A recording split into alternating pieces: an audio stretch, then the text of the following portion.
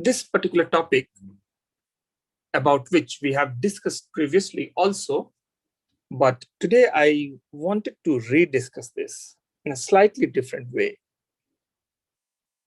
We all have 5 sense organs and 5 doing organs. And all of these organs are operating on its own. But on its own doesn't mean that actually on its own. There is something behind all these sense organs which actually is responsible to conduct all these activities which we do actually. And that entity is called the operating system. There is an input system, there is an output system. And to manage these two types of activities, there is an operating system inside this body. And those operating systems are actually in the form of mind, intellect, memory, and ego.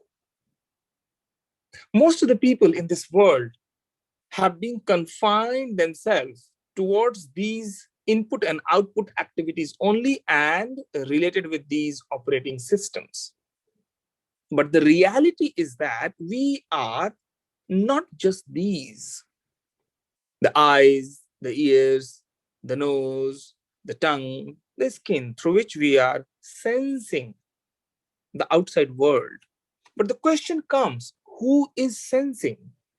If someone asks me, you are sensing something, you are touching something, then who is I about which I'm talking about? Who is sensing? Who is experiencing? Is this the mind which is experiencing it?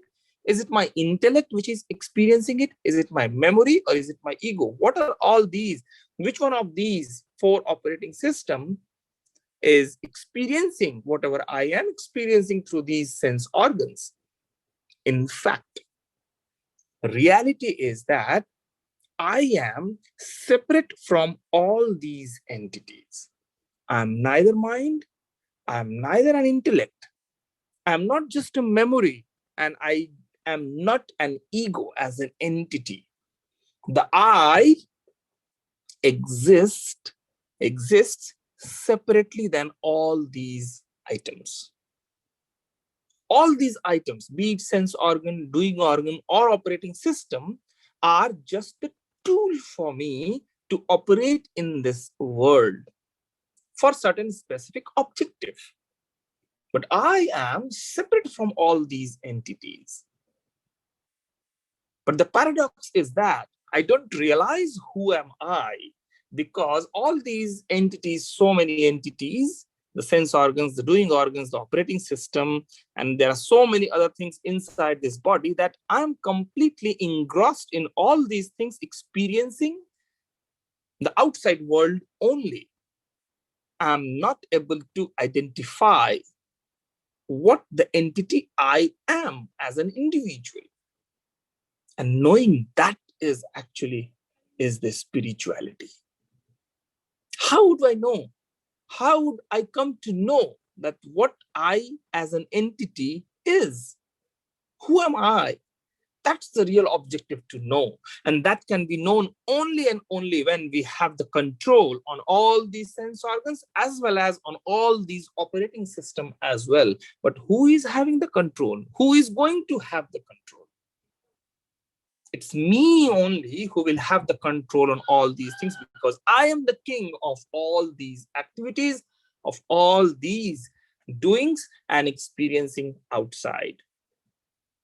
And that's why meditation is very, very important, to have the control on all these kind of things. And the mind, which is the most important one out of all these, which operates in reality with all these systems in the outside world.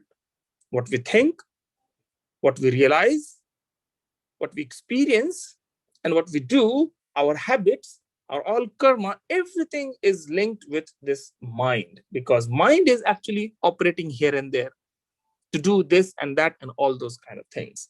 That's why the prime objective is to control the mind as soon, as quickly as possible. Because these have been covering the real me. The real me is covered by all these activities. And that's why it is always said that we need to be as conscious as possible, as soon as possible. Otherwise, this life will continue doing input, output operating system, and this and that, and that's it. Whereas these items have not been given to us just to get engrossed in all these activities. These are just the helping tools.